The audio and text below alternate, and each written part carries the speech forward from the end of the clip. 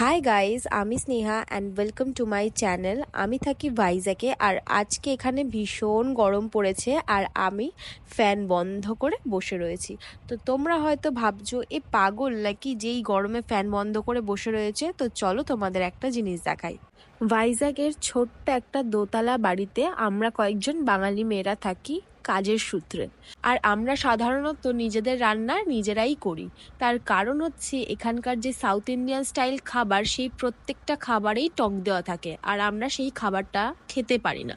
তো তাই জন্য এবারে তোমাদের আসল ঘটনাটা বলি। প্রত্যেকের পালা শেষ হওয়ার পরে আজকে আসে আমার পালা রান্নার। তো আমি রান্না করতে যাই।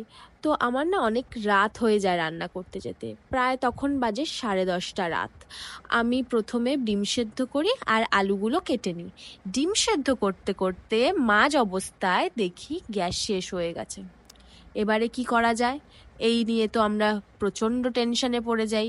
কিছু না বুঝতে পারে আমি আমাদের যে বাড়ির ওনার আছে তাকে ফোন করি এবং পুরো ঘটনাটা বলি।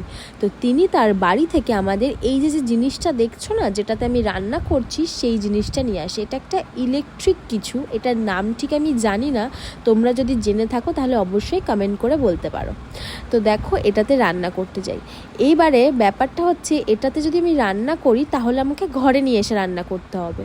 আর উপরে যে ফ্যানটা আছে সেটা আমি চালাতে পারবো না, তার কারণ ফ্যান আমি যখনই চালাচ্ছি এটার হিটটা না কমে যাচ্ছে।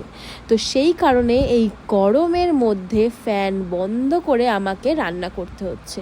আর শুধু ডিমের তরকারি করে শান্তি নেই, এর সাথে রুটিও বানাতে হবে, কারণ অনেকটা আটা না জেনেই মাখিয়ে বসেছিলাম। তো এইভাবেই রুটিও বানিয়ে ফেললাম। কপাল খারাপ থাকলে যা হয়। তো আজকের মতো এখানেই শেষ করছি।